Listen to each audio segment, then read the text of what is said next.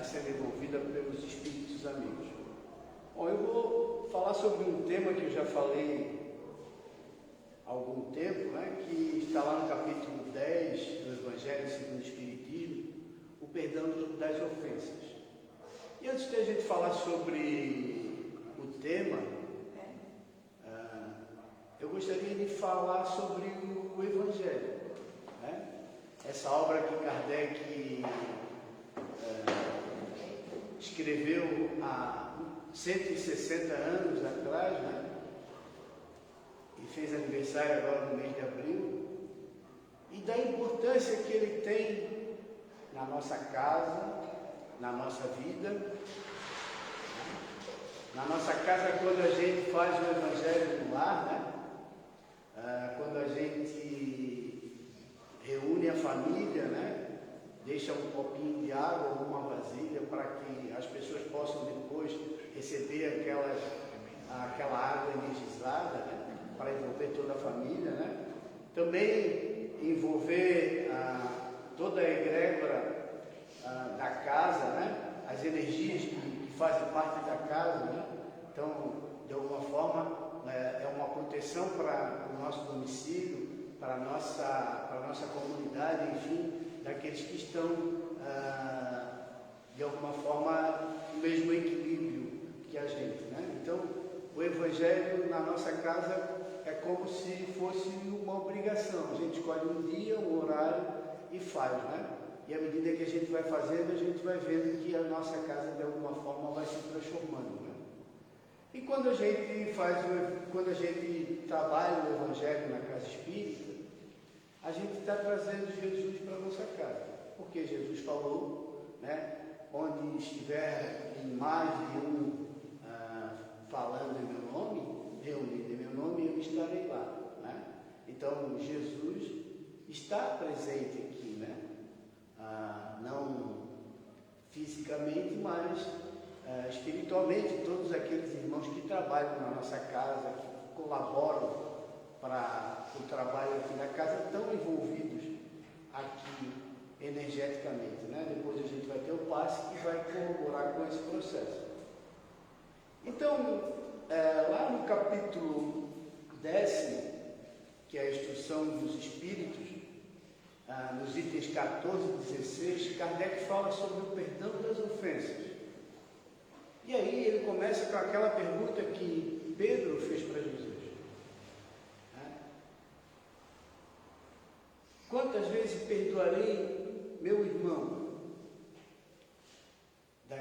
dos seus pecados, dos meus pecados? E Jesus disse: perdoarei não 7 vezes, mas 77 vezes 7.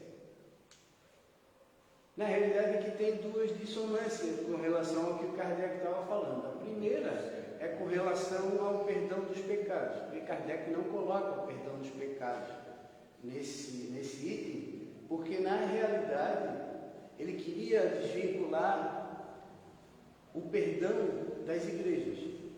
Por quê? Porque na época de Jesus, na época de Pedro, quando Pedro ia à sinagoga, ele dizia que se ele perdoasse 7 vezes, né, e claro, pagasse pelo perdão do pecado, ele ia ser absolvido, né? Então o pecado era uma coisa peculiar, né, para a igreja. Se tu fizesse alguma coisa de mal para, sei lá, fizesse alguma coisa com relação à sociedade, né, não respeitasse o sacerdote, vamos supor, porque ele estava falando sobre outras coisas que não deveria, né? Enfim, tem uma coisa bem interessante que vem junto com os judeus, que é com relação ao 7, né? Que o 7 era um número cabalístico para eles. Por isso que Pedro não perguntou, né? 20 vezes, 10 vezes, perdoarei 10, 20, 1, 2. Ele perguntou 7, porque 7 era um número cabalístico. Por quê? Porque os judeus acreditavam que Deus fez o mundo em 7 dias, em 6 e descansou no 7º dia, né? Eles acreditavam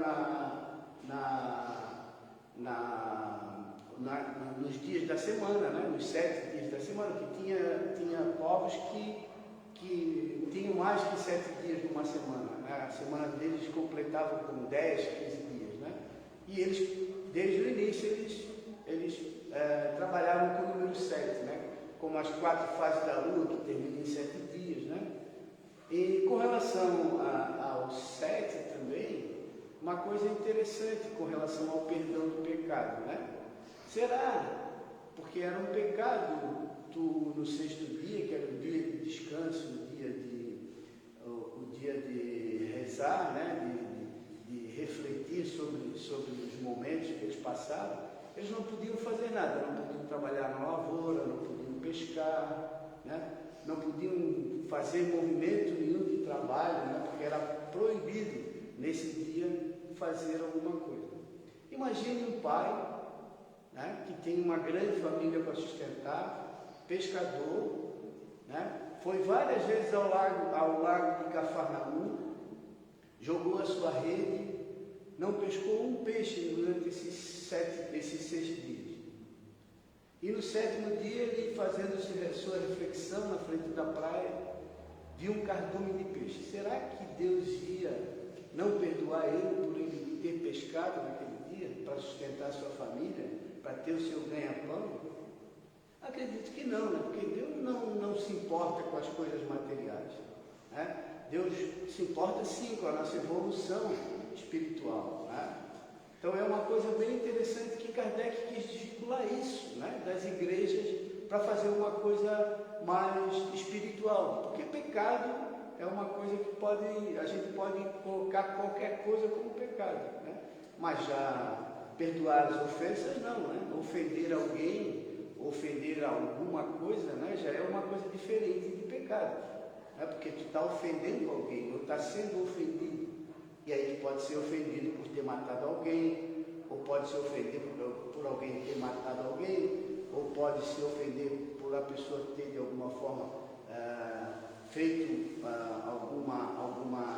alguma coisa maldosa com relação à tua família, enfim, né? Então é uma coisa que pode se englobar várias coisas com relação à ofensa, que não vai trazer nada não vai trazer nada de social para aquele perdão.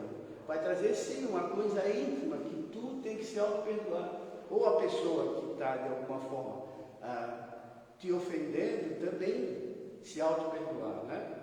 E aí, Kardec nessa obra, geralmente ele faz o primeiro escopo, né? E depois ele traz algumas pessoas que traz alguma exemplificação sobre o assunto que ele vai discorrer, né? Mas antes da gente passar para esses 2 irmãos que assinam essa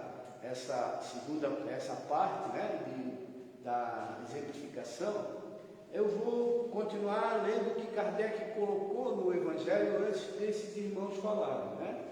Então ele coloca lá, né? Jesus, o justo por excelência, responde a Pedro: perdoa mais que ilimitadamente. Perdoarás cada ofensa tantas vezes quanto ela for feita. Aos maus procedimentos e às injúrias serás brando, humilde de coração, sem medir a mansa em ti. Farás, enfim, o que desejas que o Pai Celestial por ti faça. Não é Ele que te perdoa frequentemente? Conta, porventura, as vezes que o seu perdão desce a te apagar as tuas faltas? E aí, nesses itens 14 a 16, de 14, é Simeão, né, quem traz algumas informações sobre o perdão das ofensas, né? Para quem não conhece, Simeão era um judeu, né, temente a Deus, era uma pessoa extremamente religiosa, ele ia sempre à sinagoga, ia sempre trabalhar para os sacerdotes, né, ajudando lá na sinagoga, e ele tinha um sonho, né? Ele tinha um sonho de conhecer Jesus, na realidade não Jesus, né? O Filho de Deus, porque na época em que ele vivia, era a época mais ou menos que os profetas tinham profetizado que Jesus iria...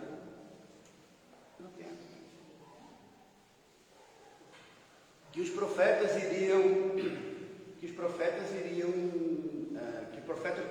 tinham dito que Jesus ia nascer naquela época, e ele queria de alguma forma conhecer Jesus. Ele já era um homem muito velho, né? Para a época, né?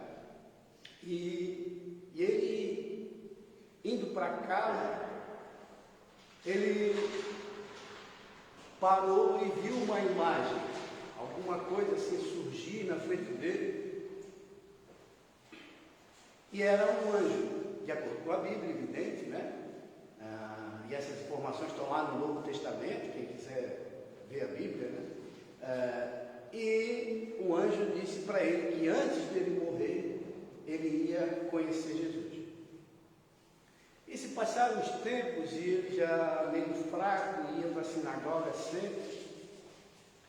E aí Jesus nasceu, e como era um costume judaico, no 8º dia do nascimento de algum filho judeu, ele teria que ser apresentado na sinagoga e ter sido circuncidado. Eles faziam um sinalzinho como se fosse uma ligação direta desse irmão com Deus, né? A partir daquele momento ele estava ligado diretamente a Deus. Então, nesse dia ele estava na sinagoga e ele viu Jesus, e no outro dia ele desencarnou. Né? Então esse é o Simeão que está aqui, né? Que traz informações sobre esses capítulos. E ele escreveu lá psicograficamente, através de um médico que ajudava Kardec na compilação, lá em Bordeaux, em 1862. Né? Então ele diz lá, né, ele diz nesses 2 capítulos, né, que é para a gente escutar a resposta que Pedro recebeu do Cristo, que era que perdoar era ser indulgente. O que é indulgente? É tolerante. A pessoa que consegue perdoar facilmente, que consegue desculpar as pessoas facilmente das injúrias, das calúnias que de repente as pessoas fazem para ele, né? E ele continua dizendo que nós temos que ser caridosos e generosos, perdoando sempre. E comenta que nós devemos estudar as palavras do Cristo com relação ao perdão, porque ele já falou isso há mais de 18 séculos, na verdade mais de 20 séculos, né? E aí a gente não aprendeu ainda. E a gente não aprendeu o que é o perdão. Tá? E aí ele faz algumas perguntas, coloca algumas perguntas que é interessante para a gente refletir, né? Será que esquecer é possível das calúnias, das ofensas, das injúrias que nos fazem? É uma pergunta que eu não vou querer que vocês e nós, e eu principalmente, responda intimamente, né? E aí ele coloca o seguinte, ele coloca que o remédio está na doutrina espírita, que faz nos refletir sobre as dificuldades que iremos passar se não aplacarmos as nossas ofensas e mágoas. Por que ele faz essa colocação? Porque quem conhece a doutrina espírita sabe que essas mágoas e essas injúrias, se a gente não perdoar, a gente vai levar para uma outra vida, né? A gente vai levar para uma outra condição depois, quando reencarnar. Né? Eu sempre brinco que eu sou casado há 40 anos e digo para minha mulher, essa é a minha última encarnação da vida. Mas é brincadeira, minha mulher é gente boa, não tem problema nenhum. Mas Mas é uma coisa que a gente tem que trabalhar, mesmo dentro da nossa casa, dentro da nossa família. Nós temos que trabalhar o perdão, principalmente na nossa família. Por quê? Porque é lá que vão estar os nossos irmãos mais empedernidos. Aqueles que a gente, de alguma forma, não conseguiu trabalhar em outras encarnações e nasceu com eles para poder perdoar as injúrias, ofensas, né? Aprender a não bater a porta, né? Enfim, aprender a dar oportunidade para aquele ser, né? Que de alguma forma está te autotrabalhando. Porque quando alguém faz alguma coisa com a gente pensa que é com a gente, mas não. Eles fazem porque a gente tem que se autotrabalhar naquilo. Né? Quando a gente fica bravo quando alguém nos injuria, ou quando alguém nos fala alguma coisa que a gente acha que, o que ele me falou aquilo, é porque a gente precisa daquilo. É como ele diz, né? Que a doutrina espírita faz a gente saber por que isso acontece dentro das nossas vidas. Né? E ele continua, né? E nos orienta que, tanto por palavra como por ações, o perdão das ofensas não deve ser uma palavra vã, não deve ser uma palavra inútil que tu joga ao ar simplesmente porque, não, eu vou perdoar para não ter mais aquela pessoa perto de mim, para não encontrar mais aquela pessoa em lugar nenhum, né? Então eu perdoo para que ele não mais me procure, no caso, né? Ou tente não mais me procurar. Né? Então, a gente sabe que isso, de alguma forma, vai nos magoar, vai nos fazer trabalhar esses sentimentos que ainda a gente traz, porque nós somos ainda espíritos no mundo de provas e expiações que precisamos desses gatilhos para poder saltar, evoluir, porque sem isso a gente não consegue ainda, como espíritos encarnados nesse planeta. Né? Então nós temos que sempre, quando formos ofendidos ou quando de alguma forma tivermos algum problema, nós temos que refletir, como ele coloca aqui. Né? Nós temos que refletir para que a gente não erre mais. É difícil, a gente sabe, né? Como é difícil às vezes a gente viver, né? Com pessoas que ainda pensam no mal, com pessoas que ainda tentam de alguma forma te levar para um outro caminho, né?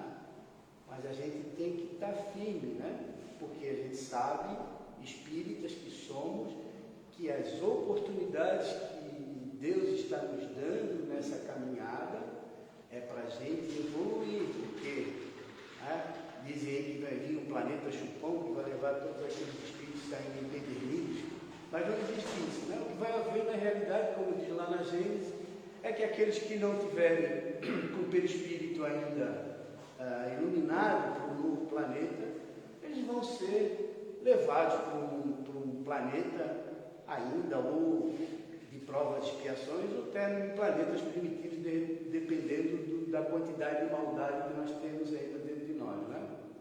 Mas vamos continuar com o Simeão aqui, né? Que tem algumas informações, e como eu estou no celular, de vez em quando ele apaga, né? E ele diz assim: se dizeis espíritas, sede. Aí é uma pergunta que fica dentro de nós, né? Como é que, através do perdão, a gente pode ser espírita? A gente não vai conseguir, de forma alguma, fazer com que essa virtude, numa encarnação, ela acabe. Tá? Mas a gente pode autotrabalhar ela para que numa próxima encarnação a gente consiga perdoar um pouco mais do que a gente está perdoando hoje. Tá? Se a gente for botar assim um nível de perdão hoje, mais ou menos, que existe na Terra, eu acho que chega perto de zero, né? Ou se não chegar a zero, as pessoas não estão se auto-perdoando, né? Não chega a zero, mas que chega lá perto de 5, por aí, né? Com uma escala de 0 a 10, né? Mais ou menos 5 já está na metade, né? Então ele diz, né? Se a gente é espírita, que a gente seja, né? E aí a segunda etapa, que já é o capítulo 16, 15 e 16, quem nos traz essa informação é o espírito o apóstolo Paulo, né? Que foi Saulo, né? Que foi um perseguidor dos cristãos, matou um monte de cristãos, né? E no caminho para Damasco, quando ele ia matar Ananias, né? Apareceu Jesus e aquela luz o deixou cego, e a partir daquele momento ele se transformou e foi um dos maiores cristãos que existiu na face da terra. Ele escreveu várias cartas, fundou várias igrejas cristãs, enfim, é um espírito que veio para dar uma pungência no cristianismo, né? Então, Paulo escreve aqui, né, que perdoar o inimigo é perdoar a nós mesmos. Imagina, se nós perdoamos o inimigo, nós estamos no auto-perdoando. É verdade, porque o que é que faz a mágoa? Transformar as nossas energias. A partir do momento que a gente perdoa, essas energias passam a ser boas, passam a ser renovadas, passam a nos auto-melhorar, porque a gente passa a não ter mais essa mágoa dentro da gente. Passa a não ter mais esse sentimento, né?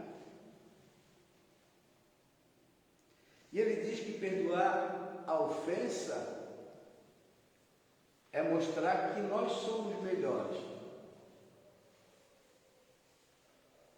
É como eu falei, né? À medida que a gente vai auto-trabalhando as nossas virtudes, nós vamos melhorando. E uma delas é o perdão, né? Então ele diz que à medida que nós começamos a perdoar, nós nos melhoramos, né? E aí ele fala de novo, como falou Simeão, né? Se conseguirem ouvir a resposta de Jesus como Pedro, aplacareis as vossas injúrias em vós mesmos. Então Pedro, no momento, ele não entendeu muito o que é que Jesus queria dizer com aqueles perdoará sempre, né? 70 vezes, 7 vezes. Mas no decorrer do processo do apostolado dele junto com Cristo, ele entendeu, sim. No final ele já compreendia que ele teria que perdoar sempre, inclusive perdoar os romanos, né? Que eles achavam que eram os seus maiores inimigos, né? Mas Pedro sempre foi um dos apóstolos, eu digo aqui, mais ranzinza que Jesus já teve, né? Porque ele vivia na cultura judaica, de vez em quando ele questionava com relação ao que ele viveu, o que ele vivia, né? E ele diz lá, né, que eu nunca perdoarei, pronuncia a sua própria, porque se a gente não perdoar, a gente pronuncia a própria condenação nossa.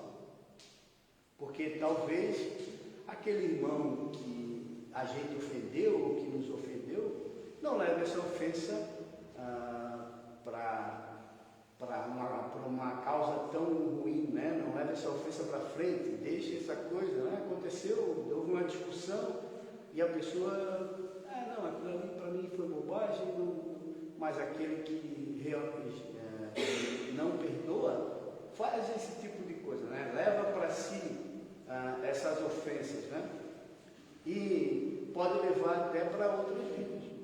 Né? Quantas vezes a gente vem com expiações ou com provas que a gente já não precisava mais passar por causa do perdão que a gente cometeu, e esse perdão foi se tornando uma coisa muito maior do que era o perdão normal, né? Então, é isso que ele está dizendo mais ou menos, né?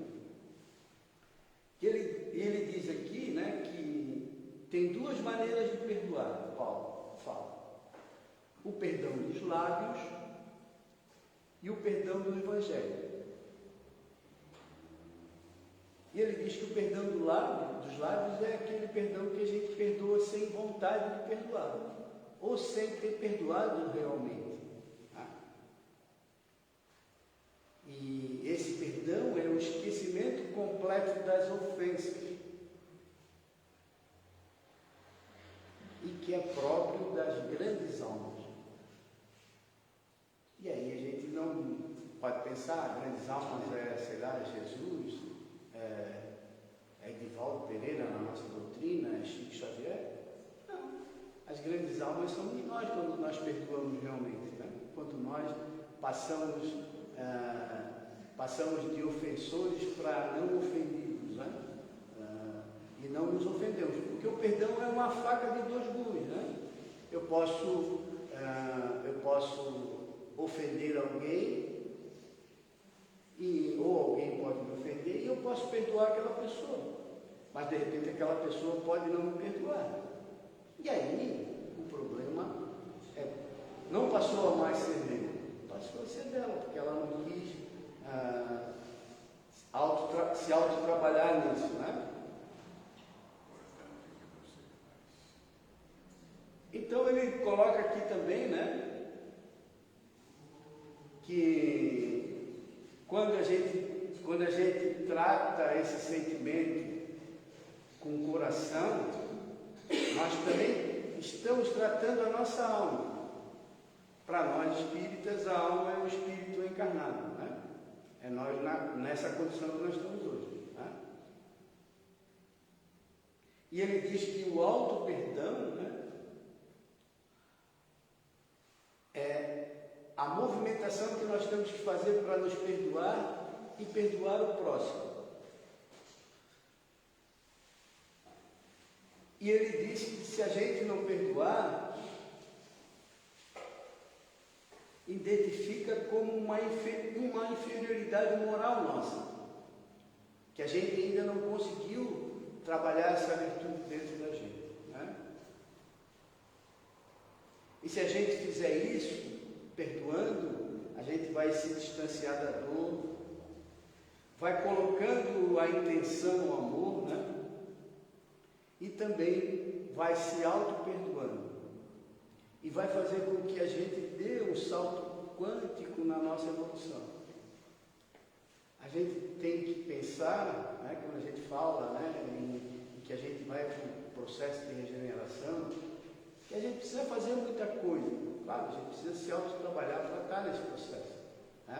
Mas a gente não precisa ser um anjo, não precisa ser um arcanjo, não precisa ser um Cristo, né? A gente só tem que evoluir um pouquinho mais para melhorar o nosso perispírito, para que a gente possa ter condições de estar na mesma vibração do planeta, né? Porque a gente está aqui na mesma vibração do nosso planeta, nós conseguimos reencarnar aqui. Agora, quando passarmos para o planeta de regeneração, a vibração vai ser diferente, né? E aí, se a gente não tiver com essa mesma vibração energética, nós não vamos conseguir passar para ele, né? E ele diz que se a gente perdoar, a gente vai ter um coração pacífico e harmônico. E que Deus sabe no fundo do nosso coração quando a gente se autotrabalha para nos melhorarmos. Era essa a informação que eu tinha para trazer. Eu tinha mais duas bibliografias, que eu sempre gosto de trazer alguma coisa a mais para falar sobre o assunto que eu estou colocando, né? Mas eu nem vou colocar porque a palestra não era minha, era da nossa irmã Inara, né? E eu estou fazendo aqui como, né, a gente tem que ter a palestra, então, né? Mas eu vou trazer um assunto que está nessa palestra, que é um assunto bem interessante, né? E que a gente fala pouco na doutrina espírita. É sobre o suicídio. E aí alguém pergunta, mas o que é que o suicídio tem que a ver com o perdão? Porque o suicida, ele primeiro quer, de alguma forma, ele não quer passar por aquilo, né? E ele também, quando ele se sente um pouquinho melhor, a primeira coisa que ele faz é pedir perdão para a família, né?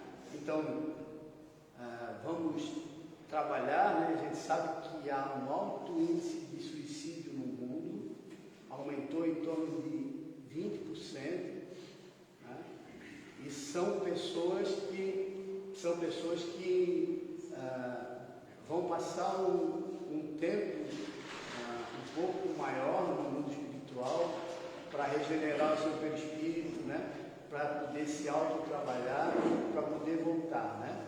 Então, a gente sabe que todas as pessoas que passam por esse processo, né, de alguma forma, ou eles são induzidos, né, através de uma obsessão, ou então eles já vêm com essa tendência lá do mundo espiritual de ter cometido esses erros várias vezes e vêm para, de alguma forma, se autotrabalhar esse suicídio dentro da vida dele, né? Tem uma história que Chico conta, né?